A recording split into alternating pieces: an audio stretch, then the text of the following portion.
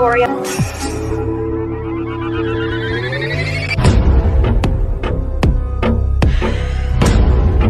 The orca has Jessica and won't let go.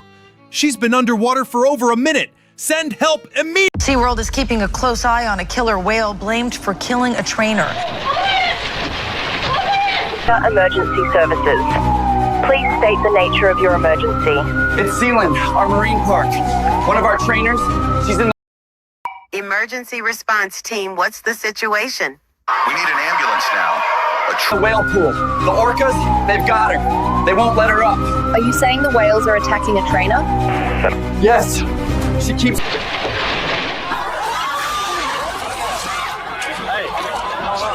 911, what's your emergency?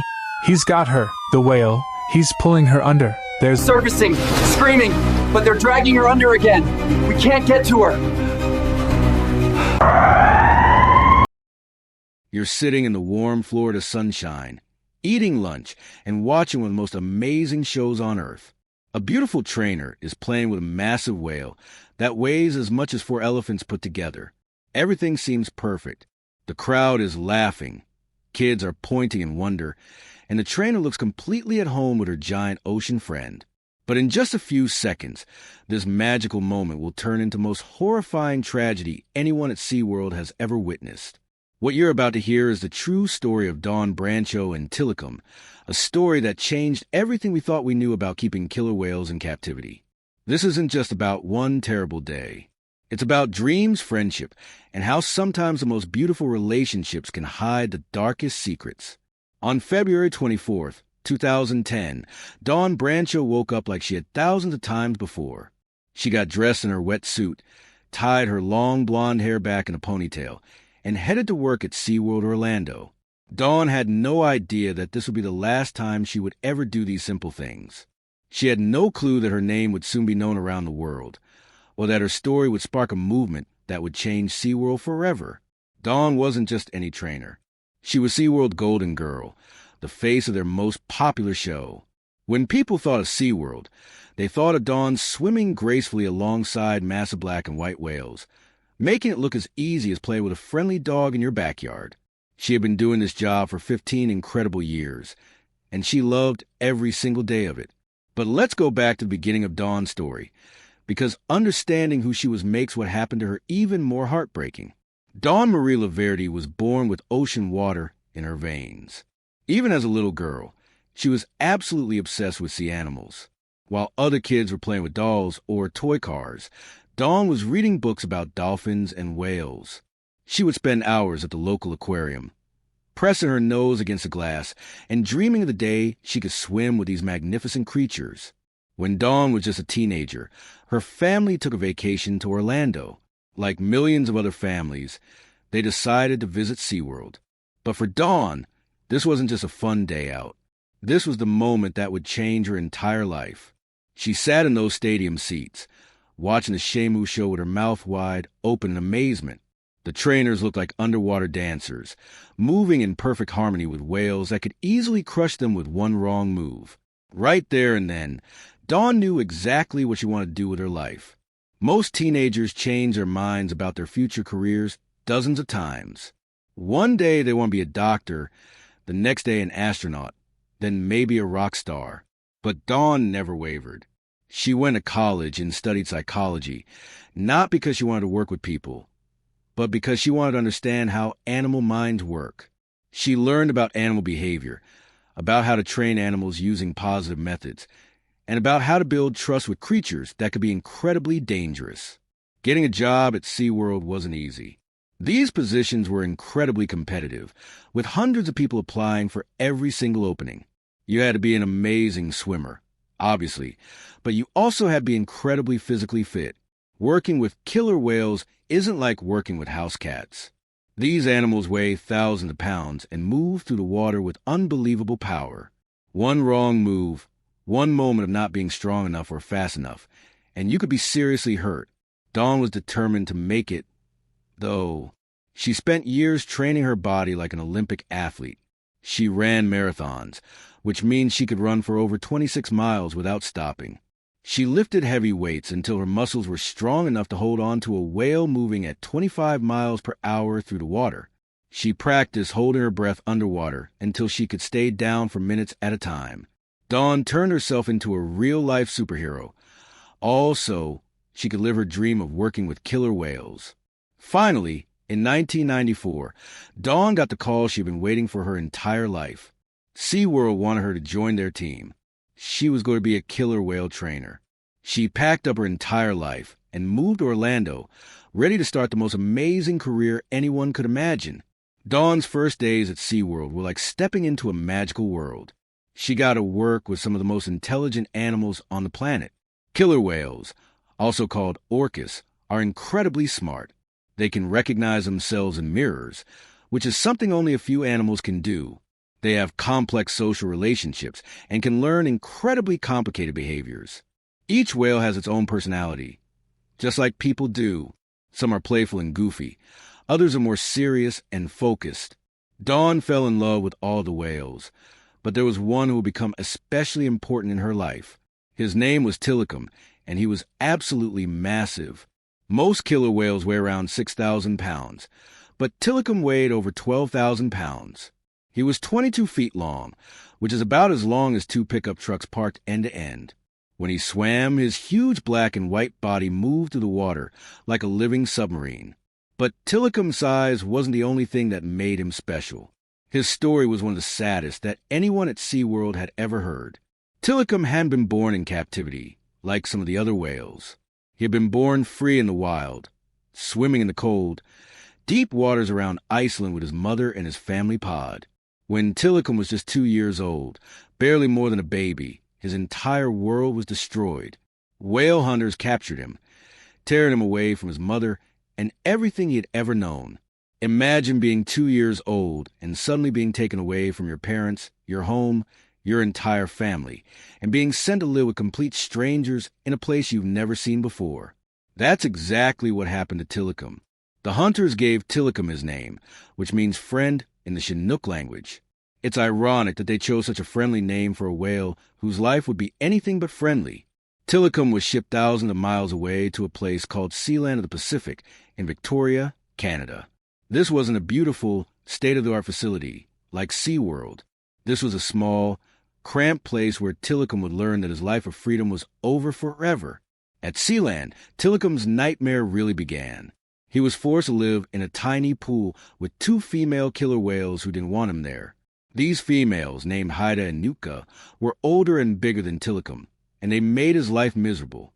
They would bite him, ram into him, and push him around constantly. Tilikum had nowhere to hide and no way to escape their bullying. The trainers at Sealand used methods that would shock people today. When the whales didn't perform correctly, they would be punished by having their food taken away. Imagine being hungry and being told you can't eat until you do exactly what someone wants you to do, even if you don't understand what they're asking.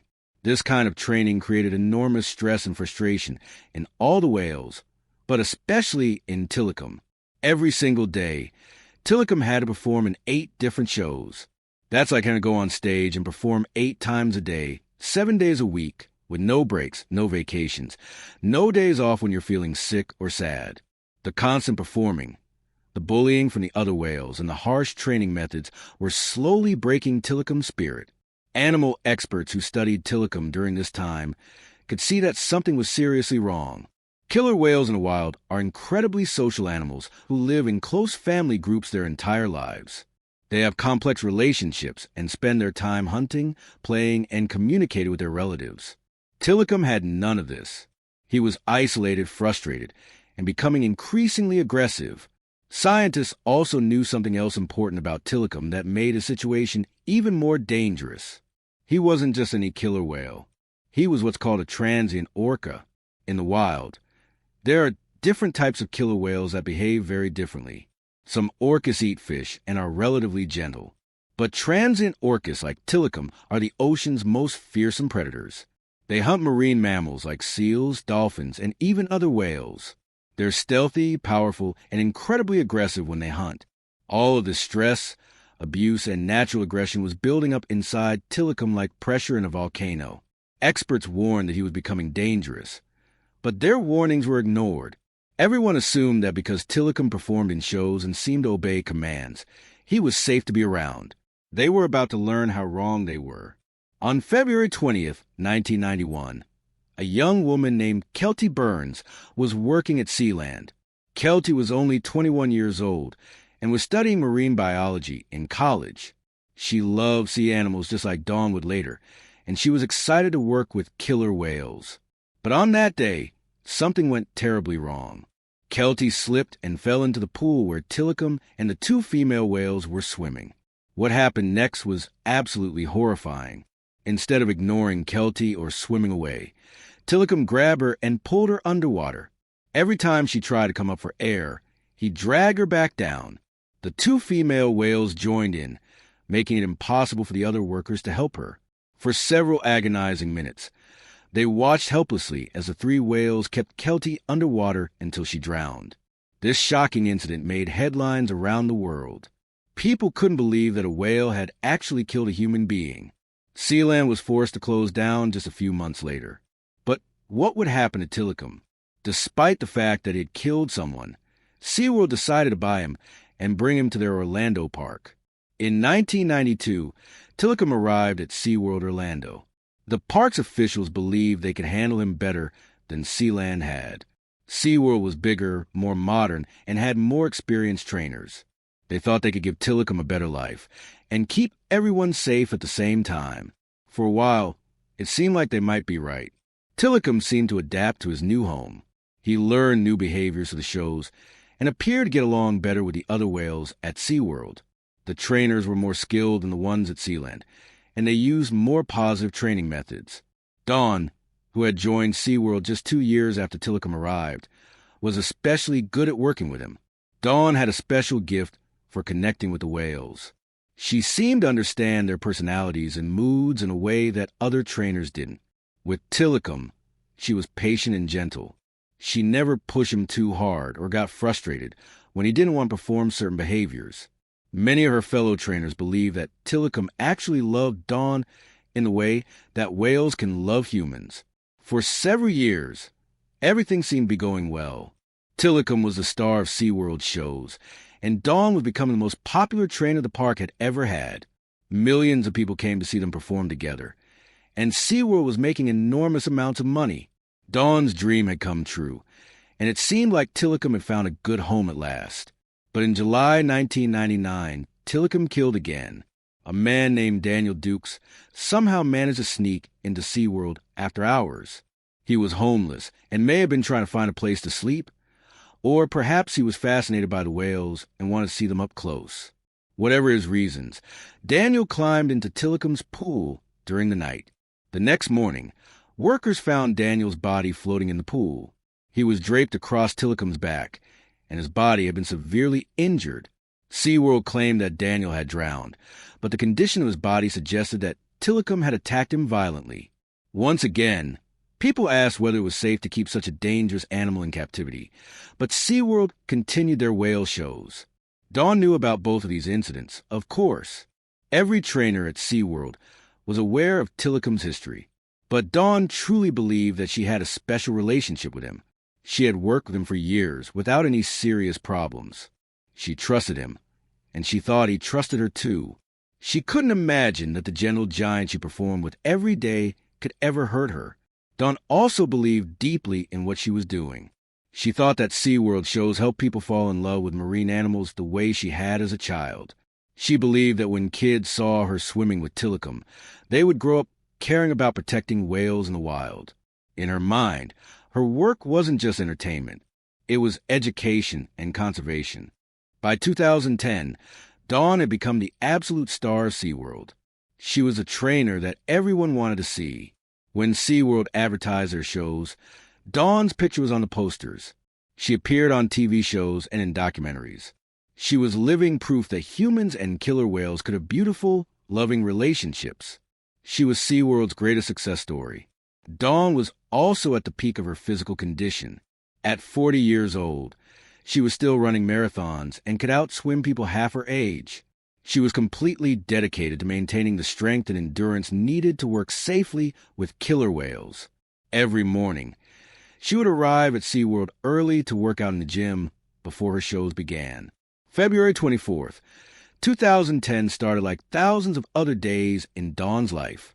She arrived at SeaWorld, checked on all the whales, and prepared for the day's performances. The weather was beautiful, and the park was full of families enjoying their vacations. The Dine with Shamu show was one of SeaWorld's most popular attractions, where guests could eat lunch while watching trainers interact with the whales in an up-close, intimate setting. Dawn had performed in this show hundreds of times before. It was supposed to be one of the easier shows, more like a gentle play session than the high-energy performances in the main stadium. The whales would swim around, maybe do a few simple behaviors, and the trainers would talk to the audience about how amazing these animals were. It was relaxed and fun, the kind of show that made both the trainers and the whales happy. That day, Dawn was working with Tilikum in the shallow pool area where the lunch show took place. Tilikum seemed to be in a good mood, swimming calmly and responding well to Dawn's signals. The audience was enjoying their meal and taking pictures of the beautiful trainer and her massive whale companion. Everything was perfectly normal. As the show was ending, Dawn was doing her usual routine. She was lying on her stomach at the edge of the pool, her long ponytail hanging down toward the water as she rubbed Tilikum's huge head. This was something she had done countless times before. It was a gentle, loving gesture that showed the audience how close the bond between trainer and whale could be. But in one split second, everything changed forever. Tilikum suddenly grabbed Dawn. Some witnesses said he caught her ponytail in his mouth. Others thought he grabbed her arm or shoulder. The exact details didn't matter. What mattered was that one moment Dawn was safely on the pool deck, and the next moment she had vanished into the water. The audience couldn't process what they were seeing at first. This wasn't part of the show. This wasn't some new trick where the trainer pretended to fall in. Dawn had actually been pulled into the pool by a 12,000-pound killer whale, and she was in terrible danger. What happened next was so horrifying that many people who witnessed it are still traumatized today. Tilikum didn't just hold Dawn underwater for a few seconds. He began thrashing her around violently, the way killer whales attack their prey in the wild. He held her underwater, brought her to the surface briefly, then dragged her down again. This continued for almost 45 agonizing minutes. The SeaWorld staff immediately went into emergency mode. They tried everything they could think of to get Tilikum to release Dawn. They used nets. They called to him. They tried to distract him with food. But nothing worked.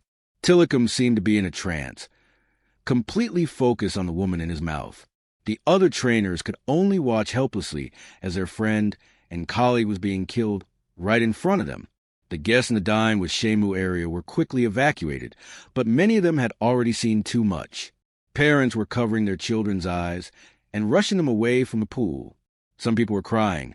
Others were in complete shock. The beautiful family day at SeaWorld had turned into a nightmare that would haunt everyone who was there. Emergency medical teams arrived as quickly as they could, but there was nothing they could do while Tilikum still had Dawn. They had to wait until he finally released her body, and by then it was far too late. Dawn Brancho, the woman who had dedicated her entire life to loving and caring for killer whales, had been killed by the whale she thought was her friend. The autopsy results were devastating. Dawn had died from drowning and massive trauma to her body. She had broken ribs, a broken breastbone, and injuries that showed just how violent Tilikum's attack had been. The woman who had been so strong, so careful, so experienced had been completely overpowered by the frustrated rage of a whale who had spent his entire life in captivity. SeaWorld's first response was to try to blame Dawn for what happened. They claimed that she had made a mistake, that her ponytail had somehow triggered Tilikum's attack, that this was a trainer error rather than a problem with keeping killer whales in captivity. But the other trainers who had worked with Dawn knew better. Dawn was one of the most careful, experienced trainers who had ever worked at SeaWorld. If this could happen to her, it could happen to anyone. The truth was that Tilikum's attack on Dawn wasn't really surprising to animal behavior experts. They had been warning for years that keeping such intelligent, powerful, and naturally aggressive animals in captivity was incredibly dangerous. Tilikum had been showing signs of psychological distress for decades. He had already killed 2 people before Dawn. The warning signs had been there all along, but they had been ignored because SeaWorld was making too much money from their whale shows to want to hear them. The investigation into Dawn's death revealed shocking information about how many incidents had occurred at SeaWorld over the years. In just the 20 years before Dawn died, there have been over 100 documented cases of whales acting aggressively toward trainers. 12 of these incidents had resulted in serious injuries or death. The trainers knew they were risking their lives every time they got in the water, but they loved the whales so much that they were willing to take those risks. Dawn's death became the catalyst for a much larger conversation about the ethics of keeping killer whales in captivity. A documentary called Blackfish was made about Tilikum's story and Dawn's death. This film showed millions of people around the world what life was really like for whales at SeaWorld. It revealed that many of the whales showed signs of psychological distress, that they often attacked each other, and that their lifespans in captivity were much shorter than in the wild. The public reaction to Blackfish was enormous.